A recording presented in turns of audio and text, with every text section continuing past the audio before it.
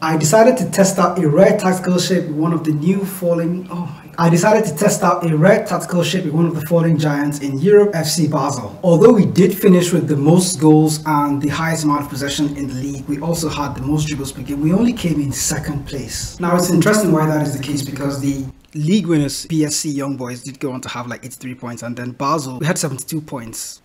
Really? We did win a handful of games, but it didn't really start out that way. It started out very badly, in fact. If you look at the beginning of our season, through from the friendlies, we did get good victories, and then at the point in our friendlies, we started drawing so many games. We lost in the UEFA qualification stage, going into the Europa League, and then, of course, as the league went on to start, we started losing games. Although we did win the first few games, we lost heavily to St. Gallen, and of course, Lausanne Auchi. I hope I got this spelling correctly. Stade Lausanne Auchi went on to beat us like 4-1. At this point, I knew that there was a problem, but there's nothing we could really do about it. I just kept on sticking to the system. I knew the system was awkward, but it's not something you see very often in Football Manager. I had to just stick to it, and then I did stick to it. We went on to lose a couple more games, of course. We lost to Young Boys themselves at home, and then turnaround started against Grasshoppers. We went on an unbeaten run and then got our revenge against Stade Lausanne Auchi. Now, after the second defeat to Young Boys, I just probably gave up on winning the league and just had to see how far we could go with this tactic and how many goals we can go on to score. Rarely do we ever win a game 1-0. There's always a hefty goal scoring record in there, either 4 or 3 or 6. At some point,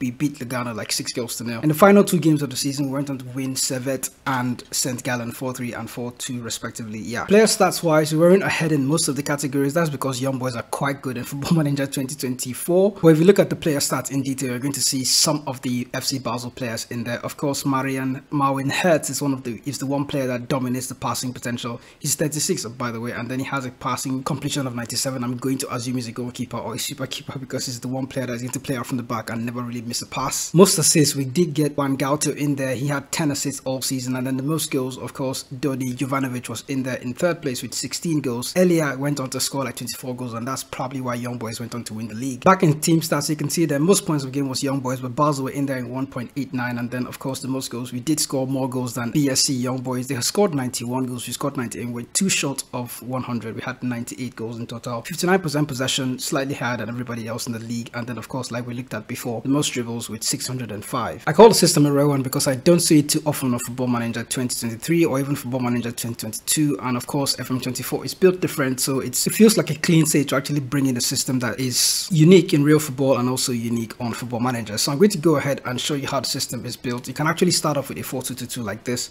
but that's basically not what the system is like. Instead of 2 strikers, we're going to have just 1 striker in advance forward on attack duty, of course, and then the flat back 4, we still have a flat back 4 with the system, but instead of a 4-2-3-1 like we already know, it's a narrow 4-2-3-1 system, and rarely do I see that work out in Football Manager. For somehow FC Basel actually went on to get good results with this system. For individual player roles, for the super keeper, it's actually a super keeper on defend duty, so that's actually why the guy was actually so safe with passing. In central defense, there are 2 ball playing defenders in there, and both of them to some extent have identical instructions, but I'm going to just leave them the way they are. We'll go into the team instruction, we'll go into the team and the player instructions much later in the video. For fullbacks, we have inverted wingbacks playing on attack duty on both sides, and then the DM position is actually quite unique because I wonder why you would want to use 2 roaming playmakers as a system, but for some reason it does work in this narrow system. It kind of connects the midfield and the attack together because the attackers are going to be quite attacking. So looking at the front 3, we have 3 number 10s in this position, and you can see that in the left hand side you have a shadow striker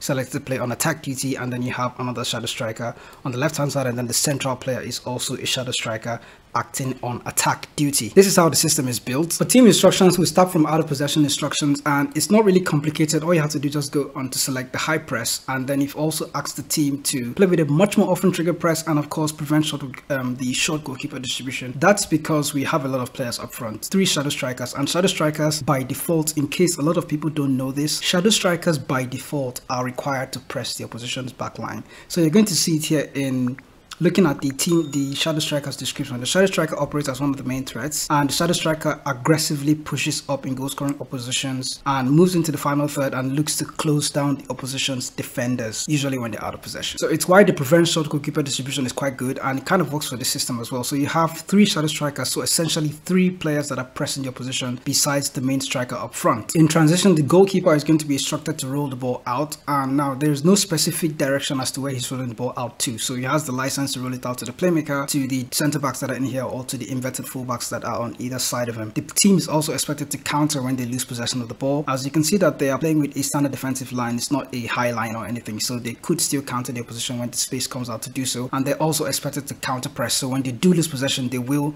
try to win it back as quickly as possible. That also works because they do have the numbers enough. Like I already explained, shadow strikers are like rabid dogs when they're out of possession, so they will press their position, and you have like 3 of them, so counter press. Now when the team is in possession, they're going to play with a very high tempo, what normally would be extremely high tempo. The team is still also going to play out of defense because we do have ball playing defenders in there. In the final third, they will look to walk the ball into the box and play low crosses. Now this one is quite subjective if you do not have players that are like very short, because let's say you have strikers that are tall strikers, by all means just leave it on mixed crossing. But if you know that your striker is not tall enough, yeah, please, low crosses works that way. And last but not the least, I like to put this last because it's one thing I know in Football Manager 2024 that doesn't really stay constant for me. That's the mentality. Now the mentality for this system is positive, but by all means you could use the balanced mentality. You could go very attacking or attacking in case you want to score a lot more goals, but positive is the ordinary mentality. It kind of allows you play positive, I just use positive again. It kind of allows you play slow patient possession football, and in case the team is too big or you come up against a team that's a lot better than you, by all means you can switch it to balance. It's probably why Basel conceded so many goals. So balanced mentality does work. I haven't really tried cautious mentality, but like I said, if the team is way bigger than you can as well just use a cautious mentality. But balanced mentality is a good way to go, but positive is like default.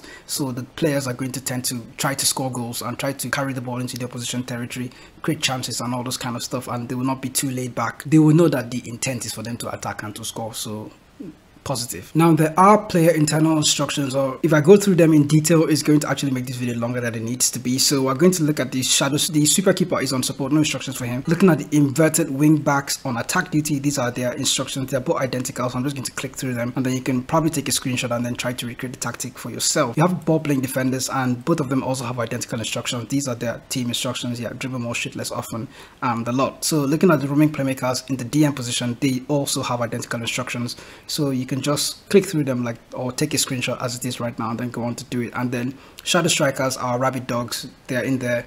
Shoot less often, tackle harder. Those are their instructions, and all 3 of them have identical instructions as well. And then looking at the advanced forward on attack duty, they he has also been asked to take more. I think he's the one player in the team that is actually taking a lot of risk, so that's interesting actually. So this is the instruction for the advanced forward. Set pieces could have been a thing, but this year set pieces are quite different, so I'm going to allow you to do that by yourself. And you can go into the set piece column and try to go through the tutorial for set pieces, because there's no rule book as to how you can go about set pieces nowadays. I'll probably make a different video for set pieces, and if you're interested in that video, let me know in the comment section. I'm going to walk through set pieces and show you how I go about doing my set pieces for Football Manager 2024. But currently the way the game and the engine is set up in Football Manager 2024, you can't really have a plug and play set piece routine that you can go on to work with. It really changes. It changes a whole lot. So I'm also going to attach a link in the description for this tactic, so you can get the complete tactic if you go on to download it from the link in the description, so you can have all the player instructions and everything included. But I kind of went through it in detail, so you, in case you're using the console version and it's slightly different, you can go about walking through the tactic and recreating it for yourself. So that's it for today's video. I'll be back with more Football Manager 2024 videos like this. Thank you for watching this one. If you did enjoy it, let me know in the comment section, or just leave a like on the video. I'll see you in the next video.